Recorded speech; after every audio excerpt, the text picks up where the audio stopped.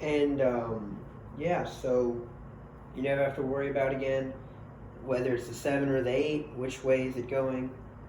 And yeah, that's the route tree pretty much. Did put a title here. Let's see if I can fit it in the screen. Route tree. So yeah, these are basically the main nine routes that you want to know of. All evens are in-breaking routes, all odds are out-breaking routes. The 9 is a straight go route, fly route, whatever you want to call it, straight route. You go deep down the field. And yeah, so we talked about the 3-4 defense, the 4-3 defense, and we talked about the route tree today. So those are just some basics. This video is mainly for beginners and starters. Hopefully I didn't confuse you guys too much.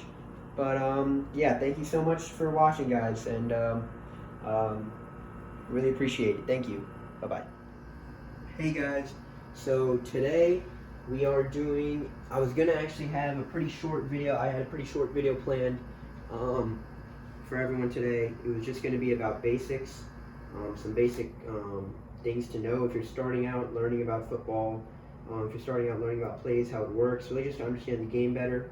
But then I thought, why not just combine a bunch of basics videos into one big one. And I'm not really sure, because it's basics, if it's really going to be that long. But hopefully we can make it as short as possible, but still as informative as possible. We're still getting a lot of information in this one, packed into this one video. So there's 3 things we're going to talk about. Today we're going to talk about 2 different types of ways to play defense, right? Because this is a basics video, we're going to be talking about 4-3 defenses. I mean, there's a lot of different variations that you can play with these, but these are the 2 main ones that a starter or a beginner, it would be useful for someone that's a starter or beginner to know. Be a 4-3 defense and a 3-4 defense. We're going to go into what that means pretty soon. And we're also going to talk about the route tree, which is basically the main, or really I just say the main routes that receivers run. And then you can kind of add little nuances or intricacies to those routes. But the basic, traditional routes that most, I guess, variations stem from are going to come from the route tree. So there are 9 routes that are pretty basic that we're going to talk about today, along with the 4-3 defenses and 3-4 defense. But yeah, so those 3 things that we're going to touch on today, and we're going to start with the 3-4 defense, right? So I have it drawn up here, and let me title that up at the top of the board. Let's see how my handwriting is today. Leaning over the board, kind of off balance. All right, 3-4 defense. So for beginners, it's pretty good to understand the 2 types of defenses. And right off the bat, I'm going to tell you that 3-4, what that means is you got 3 linemen, which are going to be your bigger, heavier guys that are going to be kind of fighting in the trenches, as you might say. You got your little center here, or I don't want to make him that small. Or maybe I won't add a center. I won't even add the offense. We're just going to talk about the defense today. So you've got your 3 pretty big guys down there that are fighting in the trenches. They're fighting the offensive line, and these guys are known as your defensive line here, right? And so they're going to make up what is the 3 of the 3-4 defense. You got your 3 big guys down there. Now your 4 is going to be your intermediate level of defenders, which is going to be your 4 linebackers, right? Now, quick tip, a lot of boxes, I know. These 7 guys, they're usually your not as fast, but hard-hitting, pretty heavy, pretty big guys. Obviously, the defensive line down here is going to be a bit bigger in size and heavier and larger than these linebackers, this intermediate level.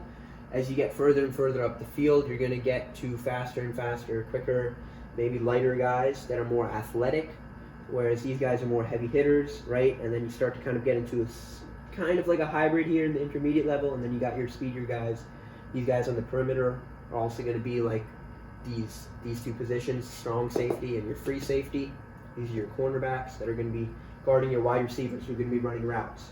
So those guys are going to be a bit more speedy. What we're focusing on here is your 3 and 4 types of players. Is your defensive lineman, excuse me, got something in my throat. Defensive lineman and your 4 linebackers in a 3-4 defense. So that's what that intermediate level is called, your linebackers, if you did not know. And we're going to get into a few more details about them. So in a 3-4 defense, you can pretty quickly hybrid into a 4-3 defense. That's one advantage of a 3-4 defense. And real quick, I mean, I'm sure you've guessed by now, 3-4 and 4-3 is just the opposite. 4-3 would be adding a 4th guy down here and then just leaving 3 guys up here. So yeah, it's pretty easy to morph from 3-4 into 4-3 because you can have this guy come down and be like a bigger guy and try to rush the offensive line, rush the passer. It's kind of harder to do the opposite, and we'll talk about that when we talk about a 4-3 defense. But for now, just know that it's one advantage of a 3-4 defense is it can morph pretty easily into a 4-3 defense. Now, let's talk about what these guys are called here. This is usually going to be a defensive end. And this guy is going to be a nose tackle. Nose tackle is going to, usually with 3 people down here, there's usually 5 blockers against them. So we don't exactly have a numerical advantage down here. We don't have numbers. We just get 5 on 3. So what you're going to want in a 3-4 defense is you're going to want your guys down here to be really big. Like, you're going to want them to attract double teams. Like, that's, you're going to want that because, I mean, if you're not attracting double teams and you're getting single covered protection on each of these 3 guys, you're not going to do much damage down there, right? So if you're attracting double teams, that's good because let's say the end attracts a double team, the end attracts a double team, and now you got 2 here, 2 here, because the offense has 5, right? So 2 here, 2 here, and then 1 more guy here. Now we've got a ball game down here, right? Because now we're attracting double teams on both sides, and we can rush effectively, right? Because that's how big our guys are. That's how effective our guys are, and we're causing problems for the offense down there. So that's the 3 down there. Now, these linebackers, this intermediate level, we're going to go from left to right. Let's say our left is our weak side. Weak side is usually, not usually, it is the side that you have less numbers on. And we're talking about the offense here, right? Because the defense is always going to game plan based off what the offense tends to do. So, because they're trying to stop him. So, let's say the offense has more players on this side of the field. I haven't drawn them because it might make it a bit more confusing than it already is for some beginners who are watching this video. So, let's say the offense has more players on this side. This is going to be the strong side, all right? This is going to be the weak side because they have less players, okay? The offense has less players here, so this is the weak side. And so that's going to make this guy, we call this outside linebacker a jack. Call him a jack, okay? The jack is usually going to be a hybrid of like a defensive lineman, right? Like this, and a linebacker. Often because he's usually going to be the guy who's rushing. If we morph into a 4-3, he's going to come down and rush off the edge, okay? That's going to be the case because this is the weak side. Remember, this is the weak side, so I'm going to call him a jack because he's the outside weak side linebacker, right? He's on the outside, this is the weak side. And they're not going to be expecting a rush off the weak side. Because why, you may ask? Because they have more numbers here. So they're better prepared to protect anything coming from this side. So if we want to be effective getting to the offense and causing them problems, we want to rush from the weak side. So that's why the jack is usually going to be our guy if we morph from a 3-4 into a 4-3. We get a 4th guy down here. He's going to be that comes and blitzes. He has the license to rush, as you might say. Now, moving on. the strong side, or the weak side inside linebacker. So this is outside, right? These guys are outside, these guys are inside, and this is the weak side. A lot of sides. So this is the weak side outside linebacker. You don't really label it this way, but that's the weak side outside linebacker, right? This guy inside is going to be our weak side inside linebacker. Usually you don't put the B. I just put it there so you can understand it a bit better. If you're a beginner, or you're just learning this for the first time, we're just going to put a second L, all right? Because that makes it a lot easier to call him the will. Call him the weak side inside linebacker. He's the will, okay? Sometimes denoted with just a W, a simple W. Sometimes Jack is denoted with just a simple J. Again, he's inside and he's on the weak side. He's going to be the will. The strong side. Now we're moving to the strong side, right? Because we finished the weak side. Now we're kind of into the strong side. Our strong side linebacker here is still inside. So he's our strong side inside linebacker. Right? Again, you usually don't write the B. So it's SIL, but what we call him is actually, you guys who are beginners are not going to like this, he's the Mike. Why is he the Mike? Because, I know it's confusing, if the jack comes up and he rushes, or it looks like down, so if the jack comes down and he rushes, we have 3, right? This becomes our left, this becomes our right, this becomes our middle. M for middle, our Mike linebacker. Okay? So you might ask, why do we not change the name in a 3-4 defense when we have 4 guys and there's no true middle? Next question. Moving on. Sorry guys, I don't know about that one, but we call him the Mike. Alright? Now the strong side outside linebacker, this guy, also kind of confusing. You might think it's S-O. Now we're going to call him S-A. The Sam. Right? Like Will, Sam, and Mike. And we're trying to get names to make it easier, right? So that's why we call him a Jack. We call him a Will. We call him Sam. We call him Mike. Right? So that's how we call these linebackers. Again, we talked about the Jack and his license to rush, because it would be logical for him to do so off the weak side because they're not expecting it, or at least they don't have the people to protect on the weak side. And we also did talk about how the defensive lineman must be pretty large in a 3-4 defense to occupy more blockers, get double team, or attract a double team. Yeah, one more pro tip I'd like to touch on is that in a 3-4 defense, our intention is to kind of disguise. Like usually we'd want to have 4 rushers. If we're really only rushing 3, oftentimes it's to disguise where our 4th rusher might come from if he does. If he does rush, you don't know where he's going to come from, right? Now, it would be effective to use the Jack every time, but at the same time, offenses would start to catch on to that. So when you're in a 3, you don't know. Maybe instead of having the Jack come from his weak side outside linebacker spot, right? Maybe the Will comes down and he pressures from inside. Maybe the Mike comes down and pressures from inside instead. Maybe even the Sam comes around the edge, right? You never know. So it's usually to disguise where we're bringing our 4th rusher from. All right, that's another advantage of 3-4 defense. You can disguise where you're bringing your other guy from. If you're going to rush one more, that is. Now, that is the 3-4 defense. I get the sense that when I was explaining that, it might have gotten a bit confusing because there was a lot of side, strong side, inside, all that stuff. But hopefully I'll make it a bit more clear. It'll be easier to understand when I explain the next thing in this video, which is the 4-3 defense.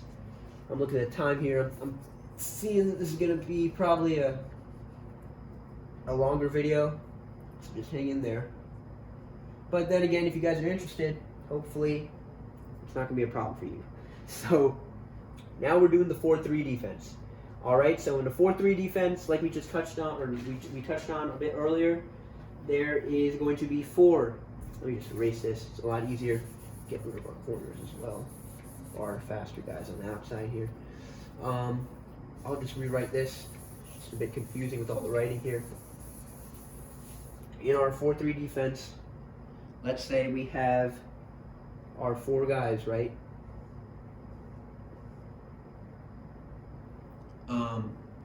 And we have our 3 linebackers. Now, because if you understood the last time, the 3-4 defense, it should be pretty easy for you to understand the 4-3 defense, but you're going to have 4 defensive linemen down here, right? And you're going to have 3 linebackers in the intermediate level. Now, this is going to be a defensive end because he's on the end, he's on the outside. And we call these guys defensive tackles. In the 3-4 defense, we call that singular guy here a nose tackle. If you didn't pick up on that, or if you didn't catch that. But that's our defensive line there. At the intermediate level with linebackers, we're going to use the same names. So our middle linebacker here, like I did talk about, is going to be our Mike because he's our middle. In our weak side, let's say this is our weak side again, we're going to have our guy Will and Mike. And here our strong side is going to be Sam. Because let's say the offense has more people here, more offensive players on this side of the field. That's going to be their strong side. So our defense is going to call this the strong side. That's why this guy is going to be our strong side linebacker. So it's going to be S for strong side, so Sam. W for weak side, because this is going to be our weak side then, and he would be our weak side linebacker. And then M for middle, because that would be our middle linebacker, our Mike. These guys, these Will and the Sam, are our outside linebackers, written as an OLB or an MLB here for our middle linebackers. You can call them either one, Mike or MLB, Will or OLB, Sam or OLB. But just easier to identify what they are when you call them by a Will or a Sam, because you can talk about strong side or weak side, which one you're referring to. We're going to talk about quickly some responsibilities in terms of coverage. Just some, I wouldn't say random facts, but rather some quick tips. Just something you can learn more about the 4-3 defense.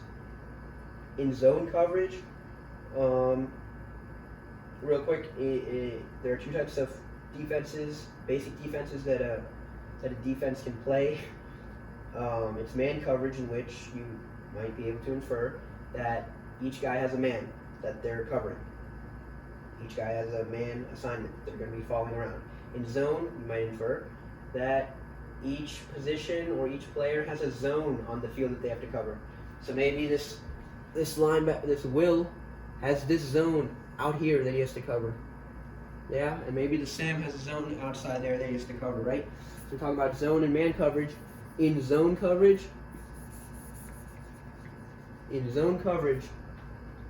the linebackers are going to drop into hook zones, which are middle of the field zones, right? So don't be fooled by what I've drawn. There are also players on the outside here, but they're not exactly a part of our 7 guys here. Our front 7, that's what we call them. So there are guys that are going to be on the field outside of these front 7 guys, but I just haven't drawn them. So those guys are going to cover these outside zones, but this guy is going to have a hook zone, which is like a middle of the field zone, right? So these are all going to be kind of like hook zones. They're all middle of the field. They're kind of central, but they're all kind of related to where the backers start out. So this guy's on the outside. He's on the weak side, so he's going to stay in this zone. This middle guy's going to stay in his zone. Sam's going to drop into his zone, right? So that's how they play in the zone coverage. Or you can have, like I drew previously, let's say the outside guys that I haven't drawn here, they bail. They're going up. They're following receivers, get into some routes, I don't know if you can see this. Then our outside linebacker is going to have this zone. These zones outside here, right? Then that's called the flats. Called the flat zone, right? The inside zones that I drew here, here, and here are called hook zones. Hook or curl zones, and the outside zones are called flat zones. All right. So those are the responsibilities in terms of zone coverage. And real quick, in man coverage, outside linebackers, so our Sam and our Will, are going to be responsible for the first man out of the backfield or on their side. So you talk about, let's say there's a receiver here, a wide receiver here who's running a route. And in man, let's say this guy runs an in-breaking route. This guy's going to be the first guy into the Sam's vicinity. So the Sam is going to pick up this wide receiver. So they're going to, in man, they're usually going to pick up the first guy that's kind of near them or maybe lined up opposite them, depending on how they line up on the field. And you'll be able to tell in a real game situation. You'll be able to diagnose what's going on a lot better. This drawing is not perfect. But yeah, so the outside linebackers, they're gonna pick up the first guy that is kind of around them or that's lined up across from them. And the middle linebacker, this middle guy, he's gonna pick up the second guy that comes out of that side of the field. So if there is a second guy that's coming out and he's playing man, he's usually gonna pick him up. Usually, this is just a quick tip. I don't want to get too into the weeds here, but the Sam could pick up someone like a tight end. This might confuse some beginners, or just it might not be relevant to them. But if there's like a tight end here, the Sam could match up with him one-on-one, but with safety help over the top. Which means, let's say this tight end runs straight down the field. This linebacker is going to be in man coverage with him, and he's going to be running with him up the field, but he's also going to have this safety here to kind of help him over the top. So if he gets beat, if the tight end is too fast for him, the safety can come in and help. So yeah, those are some quick tips that I just wanted to talk about there. So we talked about the 4-3 defense and the 3-4 defense. And one more thing that I said at the beginning of the video that I do want to touch on, this is going to be the shortest section of the video, is our route tree. So we talked about our 4-3 and 3-4 defenses, how to play them, some quick details about them. Hopefully I didn't confuse you guys too much. The goal of this video was to teach and help you guys learn a bit more. But moving on, we're going to talk about our route tree. Our route tree is basically the main routes that receivers run. There are obviously variations of certain routes. Different coaches may call it different things in their own systems, but these are the basic names. So what we're going to do is, how I'm going to explain this is, I'm not going to draw out every route. I'm going to literally draw something similar to like I'm going to draw exactly what you think of when you think of a route tree. Okay? So it's going to be a straight line, right? And that's actually a route. So we're going to label that last, because that is the last route. That's the 9th route. There are 9 routes. But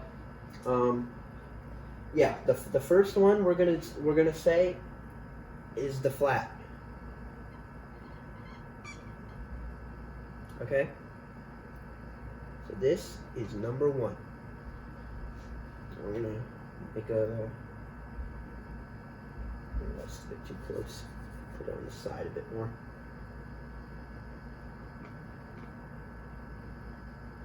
Flat. I don't know why I capitalized the L, but that is the flat route, number 1. Number 2, number 1's done.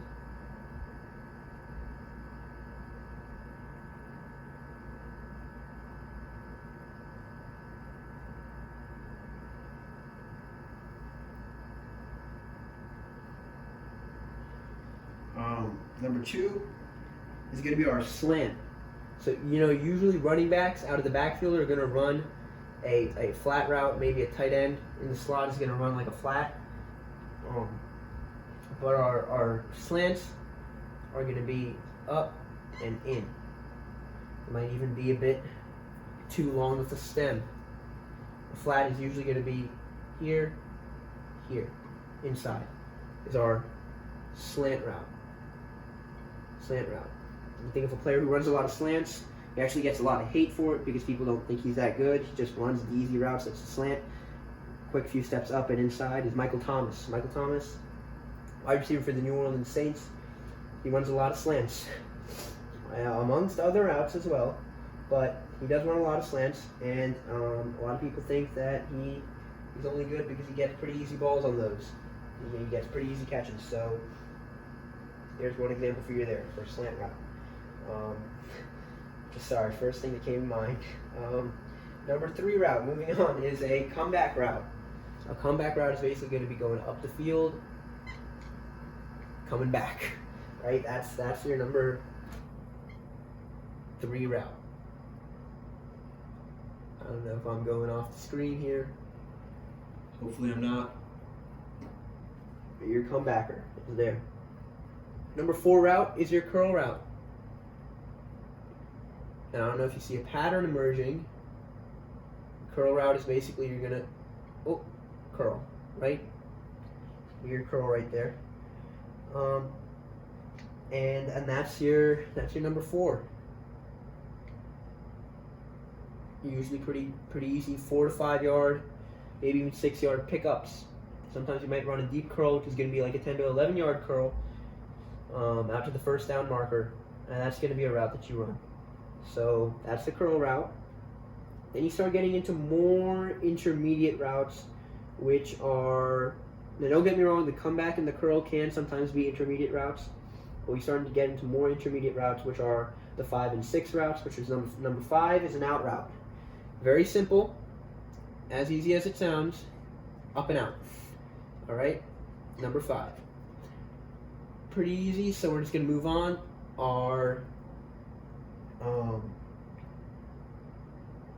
number 6 is our in, or our dig. Okay, this is going to be our out route and our in route. Some people call it a dig as well. So up and in is your in route or your dig route, and up and out is your out route. People call it like speed out sometimes. Now moving on to our deeper routes. And don't get confused by the length of the arrows. I mean, I just happen to draw one longer than the other. It has no meaning. The length of, when I'm getting into deeper routes, number 7, moving on, is our corner route. So our corner, you're going up to the corner. Number 7. All right, number 7 is our corner route. And really, you should be seeing a pattern emerge now. And 8 is our post route. Posts are, if any of you guys play Madden, awesome routes to run in Madden, because if you got a speedy receiver, maybe someone like Tyreek Hill. I mean, honestly, in any route, if you put Tyreek Hill, I mean, it's good to have a speedy receiver, but post routes are great. To just, if you got a middle of the field open and you just hit that post route, oh man, it's awesome. Great route. Posts are really fun to run as well. Deep route, it's that post route, corner route as well. Just pretty much the opposites of each other. And then our last route, or number 9, I said at the very beginning of drawing this route tree, is our straight line is indeed a route. It is our number 9 route. It is called, actually 3 different names. You can, some other coaches might have even more than what I have here, but you can call it a go route. Some people call it a fly. I mean, pretty obvious why. Just a straight route, straight down the field, as fast as you can, as deep as you can.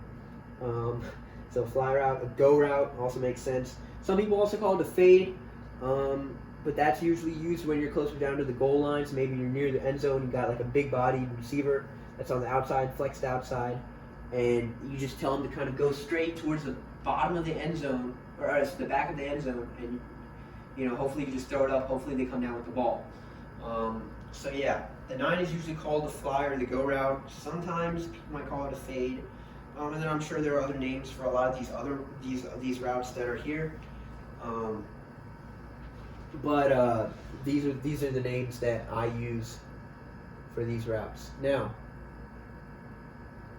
I really hope you have seen a pattern emerge, because all even routes, as you can see, 2, 4, 6, and 8 are in-breaking routes, whereas all odd numbered routes, like our flat, our comeback, our out route, our corner route, all odd numbered routes are out-breaking routes. So